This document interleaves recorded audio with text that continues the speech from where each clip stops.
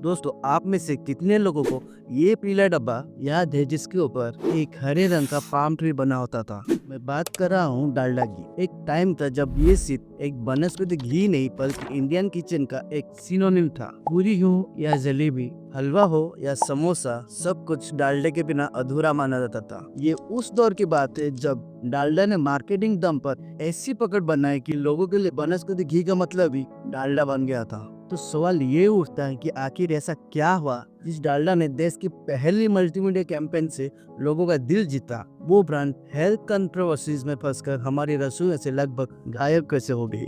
ये कहानी है उस ब्रांड की जिसने मिडिल क्लास इंडियन को सस्ते में स्वाद का सपना दिखाया और फिर उन्हीं लोगों का ट्रस्ट बुरी तरह से खो दिया। तो चलिए डिटेल में समझते हैं डालडा के राइज और शॉकिंग फल की पूरी कहानी को।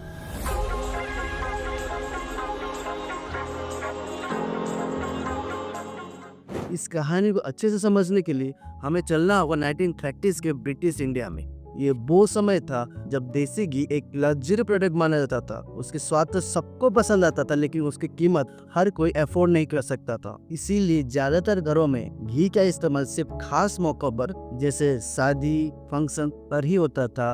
एक सस्ते और रिलायबल अल्टरनेटिव की जरूरत थी। इसी अपॉर्चुनिटी को आने वाले समय में HUL यानी उस वक्त लीवर ब्रदर्स ने पहचान लिया। उन्होंने देखा कि इंडिया में हाइड्रोजनेटेड वेजिटेबल ऑयल की बहुत बड़ा मार्केट पोटेंशियल है। उस समय एक डच कंपनी डाडा नाम से वनस्पति घी इंपोर्ट करती थी। लीवर ब्रदर्स ने इंडिया में ही उसके प्रोडक्शन शुरू करने का प्लान बनाया और डाडा के मैन्युफैक्चरिंग राइट्स खरीद लिए। लेकिन इस डील में एक शर्त थी, डाडा नाम को यूज करना पड़ेगा और लीवर ब्रदर्स ब्रांड पर अपनी आइडेंटिटी छोड़ना चाहते थे। यहाँ उन्होंने एक छोटा सा लेकिन ब्रिलियंट मार्केटिंग मूव किया। डाडा नाम के बीच में उन्होंने अपनी कंपनी के नाम से ए लेटर इंसर्ट कर दिया और इसी तरह 1937 में डालडा की जन्म हुआ। लेकिन किसको क्या पता था कि ये ब्रांड अगले 50 सालों तक इंडियन किचन्स पर राज करेगा। लेकिन दोस्तों, सिर्फ प्रोडक्ट बनाना काफी नहीं होता है। असली चैलेंज लोगों को ये कन्विंस करना था कि ये नया प्रोडक्ट बिल्कुल देसी घी जैसा स्वाद दे सकता है और वो भी काफी कम दाम पे। HUL ने लिंटास एड एजेंसी के साथ मिलकर 1939 में एक ऐसी मार्केटिंग कैंपेन बनाई जो उस वक्त के लिए ऐतिहासिक थी। इसे इंडिया के पहली मल्टीमीडिया एडवर्टाइजिंग कैंपेन भी माना जाता है। इसमें शॉर्ट फिल्म्स जो सिनेमा हॉल में दिखाई गई, शहरों में डब्बे के शेप में बांस घूमती थी, अखबारों में प्री टेक्स्ट दिए जाते थे और सड़कों पर स्टॉल्स लगाकर लोगों को डालडा में बने हुए पकवान खिलाए जाते थे। और ये स्ट्रैटेजी एक एब्सोल्यूट मास्टर स्ट्रोक साबित हुआ। लोगों ने डालडा को हाथों हाथ अपना लिया। कम कीमत और अवेलेबिलिटी ने इसे हर घर तक पहुंचा दिया और देखते ही देखते डालडा का वो पीला डब्बा जिस पर हरे रंग का पाम ट्री बना था, हर हिंदुस्तानी किचन का एक परमानेंट हिस्सा बन गया। 1950 से लेकर 1980 तक जो टाइम पीरियड था वो डालडा का गोल्डन एरा था। ब्रांड इतना पॉपुलर हो गया कि वनस्पति घी की कैटेगरी में नाम भी डालडा बन गया। लोग दुकान पर जाकर वनस्पति घी नहीं सीधा डालडा बोलते थे, चाहे उन्हें किसी और ब्रांड के प्रोडक्ट ही क्यों ना मिल रहा हो। ये किसी भी ब्रांड के लिए अल्टीमेट सक्सेस होती है। डालडा की मार्केट में ऐसी मोनोपोली थी कि लगभग 30 सालों तक इसका कोई बड़ा कंपटीटर मार्केट में था ही नहीं। डालडा अब सिर्फ एक कुकिंग ऑयल नहीं बल्कि एक कल्चरल सिंबल बन चुका था। शादियों की दावतों से लेकर त्योहारों के पकवान तक हर जगह डालडा प्रेजेंट था। स्ट्रीट फूड वेंडर्स के लिए तो ये एक वरदान की तरह था, क्योंकि इससे उनके समोसे, कचौरी और जलेबी जैसे आइटम्स का प्रोडक्शन कॉस्ट काफी कम हो जाता था और टेस्ट भी बहुत अच्छा निकलता था। एसेंशियली डालडा ने एक पूरी जनरेशन की बचपन की यादों में अपनी जगह बना ली। ये उस मिडिल क्लास की पहचान बन गया जो कम बजट में अच्छा स्वाद चाहता था। सब कुछ परफेक्ट चल रहा था। ऐसा लग रहा था कि डालडा को कोई चैलेंज नहीं कर सकता। लेकिन इस शोहरत के पीछे कुछ ऐसे खतरे मंडरा रहे थे जो अगले चलकर डालडा के डाउनफॉल का कारण बनने वाले थे। अपने सक्सेस के पीक पर डालडा विवादों से बच नहीं पाया।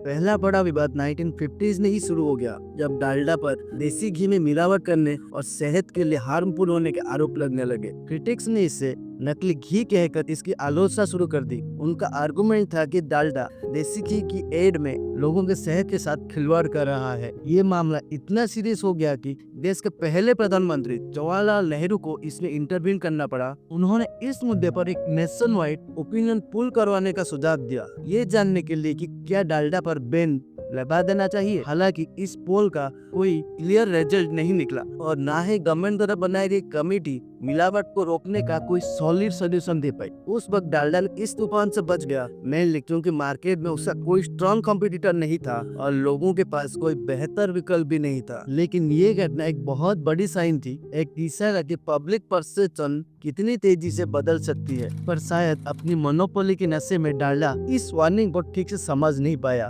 डालडा की पतन की असली कहानी 1990s के दशक में शुरू हुई। ये वो दौर था जब इंडिया की इकोनॉमी लिबरलाइज हो रही थी और लोगों की सोच में भी एक बड़ा बदलाव आ रहा था। इस दौर में डालडा पर दूसरा और सबसे बड़ा हमला हुआ। इसके पीछे आखिरकार 3 बड़े कारण थे। पहला कारण था हेल्थ कंसर्न। साइंटिफिक रिसर्च और मीडिया रिपोर्ट्स के थ्रू लोगों में ये अवेयरनेस फैलाया गया, वनस्पति घी जैसे कि डालडा में ट्रांस फैट्स की मात्रा बहुत ज्यादा होती है। लोगों को ये बात समझ आने लगी कि हाइड्रोजनेशन की प्रोसेस से बनने वाले ये trans fats heart disease, obesity, cholesterol को बढ़ाते हैं। पॉइंट टू बी नोटेड दोस्तों, जिस डालडा को अब तक स्वाद का खजाना समझा जाता था, उसे अब सेहत का दुश्मन बनाया जा रहा था। दूसरा कारण था एक सनसनीखेज हेल्थ कंसर्न की इस आग में घी का काम किया एक और आरोप ने। 1990s में ये अफवाह फैली कि डालडा में एनिमल फैट यानी जानवरों की चर्बी मिलाई जा रही है। भले ही जिस बात का कोई ठोस सबूत नहीं मिला, लेकिन इस एक अफवाह ने इंडियन कंज्यूमर्स खासकर शाकाहारी लोगों की भावनाओं को ऐसी ठेस पहुंचाई जिसे ब्रांड कभी रिकवर नहीं कर पाया। जो विश्वास उस ब्रांड ने पीढ़ियों दर पीढ़ियों बनाया था, वो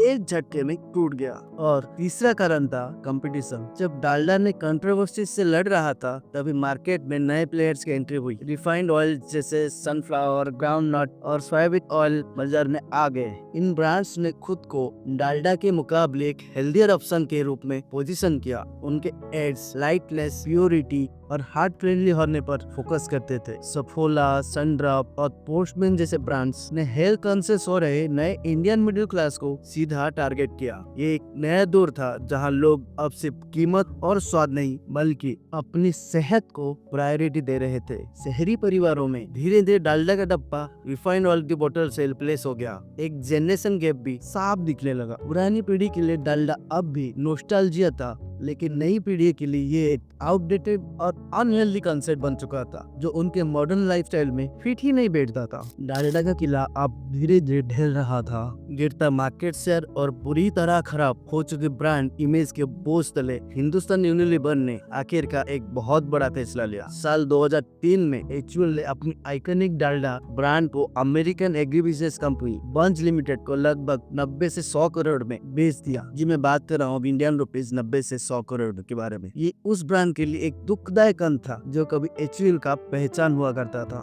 बंज ने डालडा को रिवाइव करने के लिए कोशिश जरूर की। उन्होंने डालडा को एक अम्ब्रेला ब्रांड बनाकर उसके नाम से रिफाइंड ऑयल की एक पूरी रेंज लॉन्च कर दी, जिसे सोयाबीन और सनफ्लावर ऑयल। उन्होंने अपनी वनस्पति घी को ट्रांस फैट फ्री होने का भी दावा किया, लेकिन एक्सपर्ट्स मानते हैं कि तब तक बहुत देर हो चुकी थी। ब्रांड के रेपुटेशन को जो डैमेज हुआ था उसकी भरपाई करना ऑलमोस्ट इम्पॉसिबल था। लोगों के दिमाग में डालडा का नाम ट्रांस फैट और अनहेल्दीनेस के साथ परमानेंटली जुड़ चुका था। आज डालडा मार्केट से पूरी तरह गायब तो नहीं है, ये अब भी मिलता है, लेकिन अब ये अपनी पुरानी शान की सिर्फ एक पहचान बनकर रह गई है। वनस्पति घी इंडस्ट्री अभी भी एग्जिस्ट करती है, लेकिन अब वो मार्केट लीडर नहीं है। एक समय हर घर की शान रहा डालडा अब बस कुछ छोटे रेस्टोरेंट्स, हलवाइयों या उन पुराने लोगों तक सीमित रह गया है जिनके लिए इसका स्वाद आज भी यादों का एक जरिया है। डालडा की कहानी एक टेक्स्ट बुक एग्जाम्पल है, एक क्लासिक बिजनेस केस स्टडी। ये हमें सिखाती है कि मार्केटिंग दम पर बनाई गई मोनोपोली हमेशा के लिए नहीं टिकती। कंज्यूमर का ट्रस्ट ही सबसे बड़ा एसेट होती है और उसे एक बार खोने के बाद वापस आना बहुत मुश्किल होता है। और सबसे इम्पोर्टेंट लेसन, जो ब्रांड्स वक्त के साथ नहीं बदलते वो अक्सर इतिहास के पन्नों में खो जाते हैं। तो दोस्तों, डालडा की कहानी सिर्फ एक ब्रांड की उतार चढ़ाव की कहानी नहीं है, ये बदलते हुए भारत की कहानी है। ये उस दौर से आज के दौर तक का सफर है जहां लोगों के लिए धीरे धीरे स्वाद से ज्यादा सेहत जरूरी होगी। आपकी डालडा से जुड़ी क्या यादें हैं? क्या आपके घर में भी इसके इस्तेमाल होता था? नीचे कमेंट्स में जरूर बताइए। मिलते हैं अगले वीडियो में, तब तक के लिए मैं संजीव साइनिंग अप।